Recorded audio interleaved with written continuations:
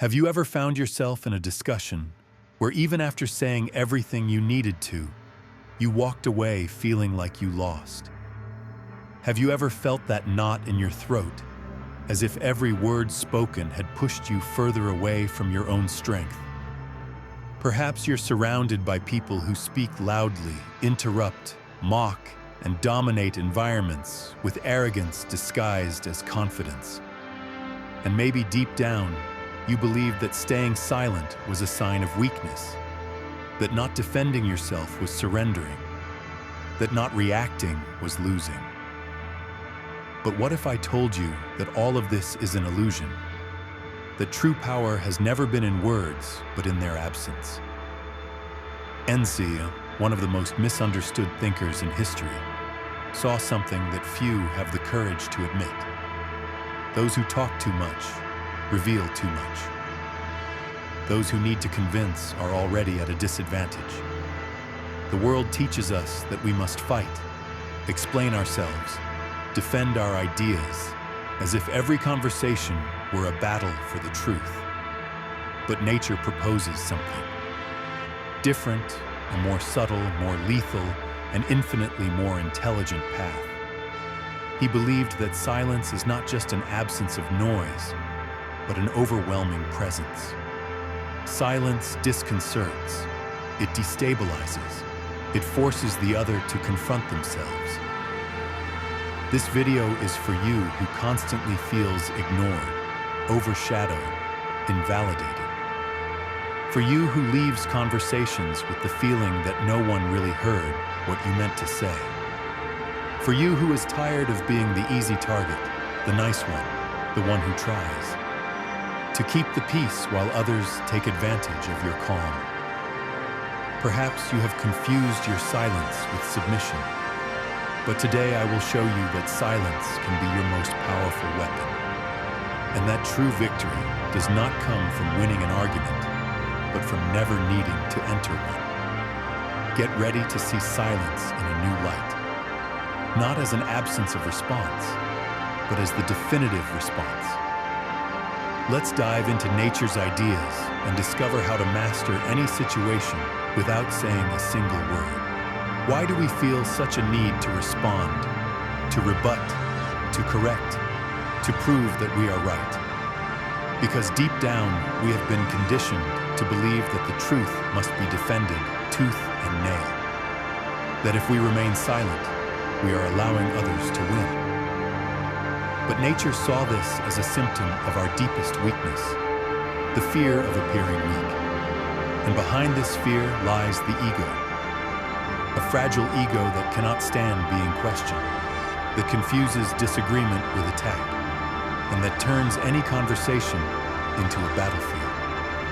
Nair said that most people do not seek the truth when they argue. They seek power.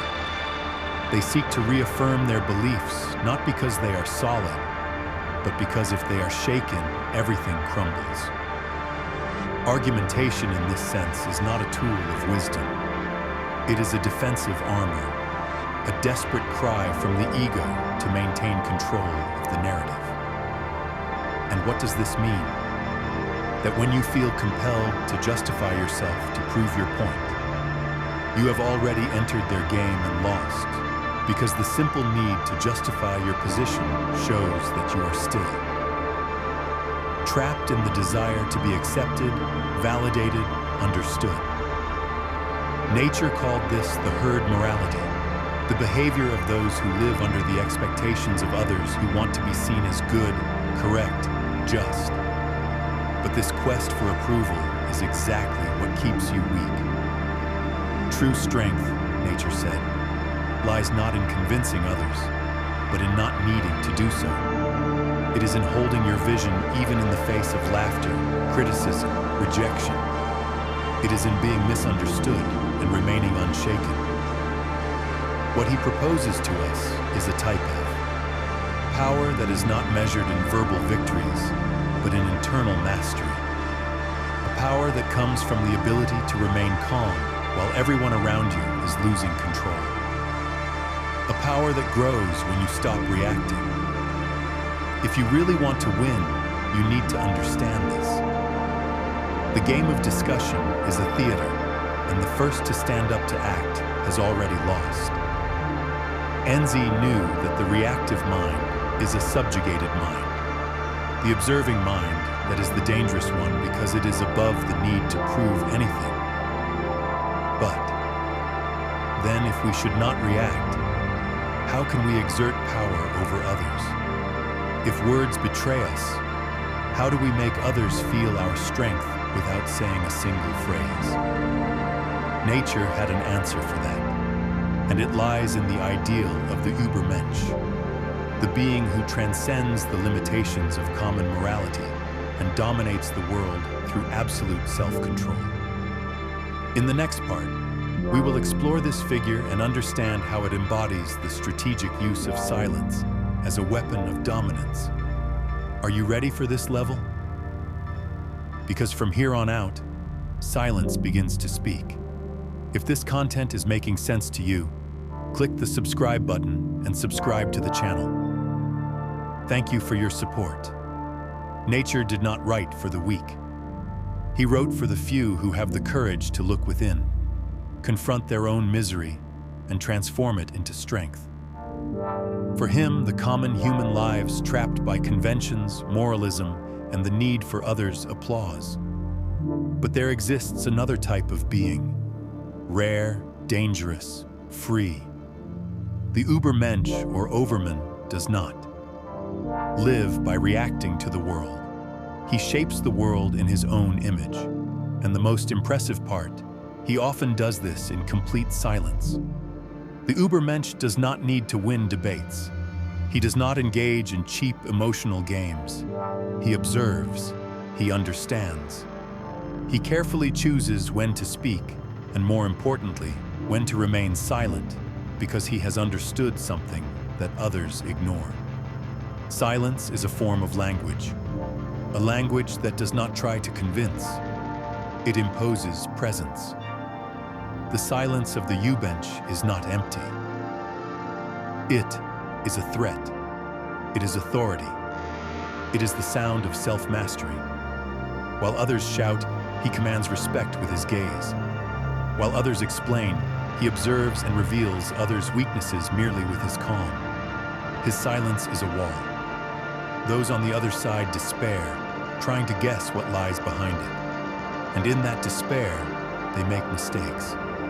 They reveal too much. They lose their balance. This silence is not passivity. It is absolute control of one's own energy.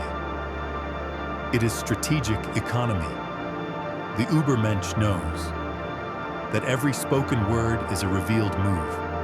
Every emotional reaction is an exposure of a weak point. That is why he remains quiet. Not because he has nothing to say, but because he does not need to say anything. He has transcended the need to prove something to someone. His presence already speaks for him. And more than that, it disturbs because his silence forces others to look within, to deal with their own noise. In a society of noise, those who master silence are kings. Enzi saw the Übermensch as one who creates his own values, his own rules, his own morality. He does not depend on anyone's validation.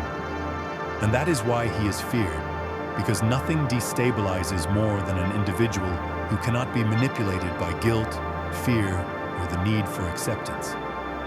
His silence is the shield against all these mechanisms. And when he speaks, it is because his words will topple an empire. But this raises an essential question. What makes silence so unsettling for others? Why do so many people feel threatened when someone simply chooses not to react? What happens within the human mind when the expected confrontation is replaced by an overwhelming absence? The answer lies in psychology. And that is exactly what we will explore in the next part. Because to understand the power of silence, we first need to understand the chaos it generates in the minds of others. And believe me, it is much deeper than it seems. Silence is not just the absence of sound. It is a mirror, and what it reflects for many is unbearable when you choose not to. React. You are not just silencing yourself. You are forcing the other person to hear their own voice, to confront their own arguments without the comfort of external resistance. And that destabilizes because most people do not speak to express themselves.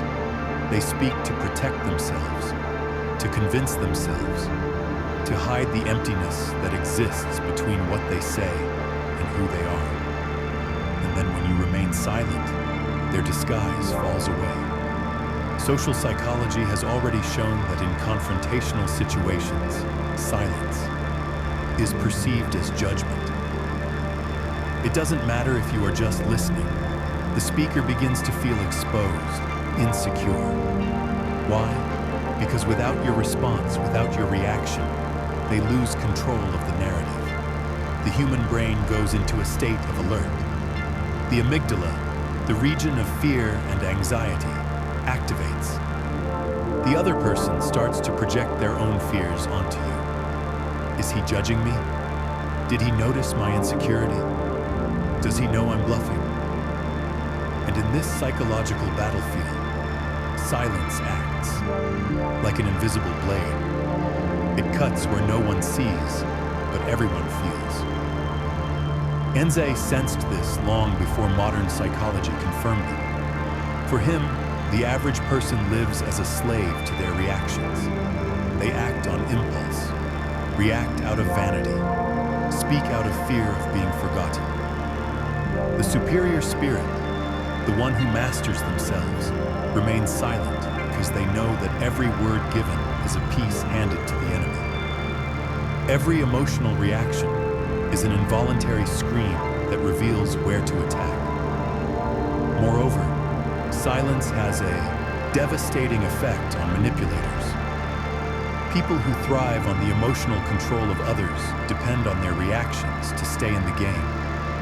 When you do not react, you break the cycle and the manipulator panics. They need your response to validate their own position. Without it, they lose themselves. They reveal themselves. They show the weakness they have tried so hard to hide. But there is something even deeper. Silence also triggers unresolved pains. It activates traumas of rejection, abandonment, humiliation. Because suddenly the other person realizes they are not at the center, that their words are not enough, that their presence does not make an impact. And this is intolerable for the narcissistic ego. That is why when you remain silent, you are not just defending yourself. You are attacking where it hurts the most, at the center of the illusion. This is why silence requires strength. It is uncomfortable not just for others, but for you as well. Because it goes against everything that has been taught, against the impulse to react, to justify oneself, to explain oneself. But it is precisely for this reason that it is powerful, because it demands mastery, and mastery is true power. Now that you understand how silence operates in the mind of the other, how it activates insecurities, breaks down defenses, and unmasks postures, it is time to go further, to stop being just an observer and become someone who uses this strength intentionally, strategically.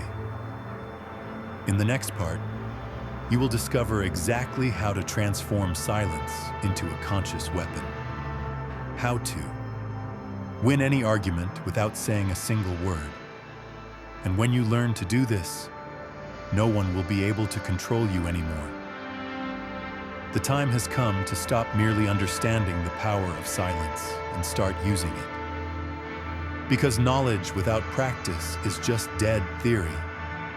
From now on, you will learn to transform your silence into a precision weapon, no longer as a defensive shield, but as a sharp blade, ready to cut through others' masks at the exact moment they least expect it. And the first step is simple yet brutal. Be silent when your will screams for a response. This requires strength because everything in you will want to react. It will want to justify itself. It will want to prove that it is right. But that desire is poison. Every time you give into it, you reveal that you are still under the control of others, that you still care about what they think, that you are still playing their game. True silence is born only when you kill that need, when you understand that you owe nothing to anyone, that the truth does not need to be spoken to exist. The second weapon of silence is observation. While others talk, get lost in explanations, and try to fill the void with words, you listen. But you don't listen as someone waiting for their turn to speak. You listen like a hunter listens to the footsteps of prey in the forest. You perceive the fears hidden between the lines, the subtle contradictions, the insecurities disguised as arrogance. And you store all of this because when you speak, if you speak, it will be surgical. It will. Be with the precision of someone who masters the emotional territory of the other. The third weapon, time. Learn to let silence last. The pause is an element of tension, and tension is power. While the other person speaks, waiting for your reaction, and it doesn't come, they experience an internal collapse. The discomfort grows. Their mind begins to fill the void with assumptions, fears, paranoia. A simple look from you, accompanied by silence, can have more impact than 10 well-formulated sentences. The fourth weapon, unpredictability. When you master silence, you become unpredictable. And the unpredictable is always feared, because people don't know what to expect from you. And when they don't know what to expect, they lose the advantage. They become cautious. They start measuring every word. You invert the logic of interaction. From reactive, you become the gravitational center of the conversation. At this point, silence is not absence. It is pure dominance. But be careful. Do not confuse silence with passivity. Nature was never an advocate of weakness. The silence we're talking about here is active, tense, charged with intention. You are not withholding. You are preparing, choosing, positioning yourself with a kind of strength that doesn't need to be displayed, to be felt. And when the right moment comes, the moment when silence has already said everything it needed to, you can speak a single sentence, a precise comment, something that ends the discussion, not because it was louder, but because it was truer, deeper, more undeniable. But this brings us to an even more delicate issue. Because up to this point, we have talked about how to use silence to win. But there are moments when the game is not just about winning, it's about emotionally surviving. There are situations where people are not just debating with you. They are using you, manipulating you, draining you, and you, without realizing it, are giving away your power every day. You are being dominated without a single word needing to be spoken. And that's where the darkest point of this journey comes in. When silence is no longer strategy, but a silent scream from someone who has lost control of their own life. In the next part, we will expose this truth, show how you may be being used and not even realize it. Because while you think you are avoiding conflicts, someone may be building an empire on your silence, and nature already knew that. Is there anything more perverse than being silenced? It is being conditioned to think that silence is your only option, that swallowing your anger, conceding in discussions, avoiding conflict at all costs is synonymous with maturity, that remaining silent is a sign of balance. But what if I told you that this could be a trap? That many times this type of silence is not wisdom, it is disguised submission. Nature saw this with brutal clarity. What you call peace is often just your domesticated surrender. Have you noticed how some people take advantage of your calmness, your ability to listen, to overlook, to avoid confrontation? They push their ideas, impose their wills, occupy spaces that were yours, and you let them. You convince yourself that it's not worth fighting, that it's better to maintain harmony, that it's not that big of a deal. But the truth is one, you are paying a very high price for this false peace. And the worst part, you are being used by those who understand that you will never react. Nature spoke of the morality of slaves, that value system constructed by the weak to survive in a world dominated by the strong. It is the morality of resignation, of guilt, of being nice. An invisible code that teaches you to nullify yourself, to diminish yourself, to conform, and still feel virtuous for it. But nature did not write for those who resign themselves. He wrote for those who dare to break these chains, for those who realize they are being used and decide to stop participating in their own submission. When you accept this type of silence, the one that swallows you from within, you are surrendering your power without realizing it. You are being shaped by the expectations of others. You are no longer yourself. You are what others need you to be. And this is the opposite of what nature called the will to power. Because the true will to power is not to shout. It is not to dominate others. It is to dominate oneself. It is to regain control of your own narrative. It is to be silent, not because you are afraid, but because you owe nothing to anyone. This silence of submission needs to die, and in its place, the silence of presence must be born. The one that does, not bend, that does not humiliate, that does not apologize for existing. The one that stands up amidst chaos and without saying a word, changes the course of the situation. This is the silence that nature would respect, the silence of the individual who has become the master of themselves. But how to reach this level? How to move from being manipulated to being the master of your own presence? How to kill the herd morality within you and be reborn as someone who imposes authority even when silent? The answer lies in the most powerful figure of nature's philosophy, the Übermensch. We have already talked about him. Now it is time to understand how to become one. In the next and final chapter, you will discover what it takes to embody this new type of human being. Because the world does not need more talkers. It needs those who master silence and reign with it. We have reached the final point, and now I need you to understand one thing with all the clarity possible. Silence is not absence. It is not emptiness. It is not a space between sentences. True silence is pure presence. It is mastery. It is the sign that you are no longer reacting to the world. You are shaping it with your mere existence.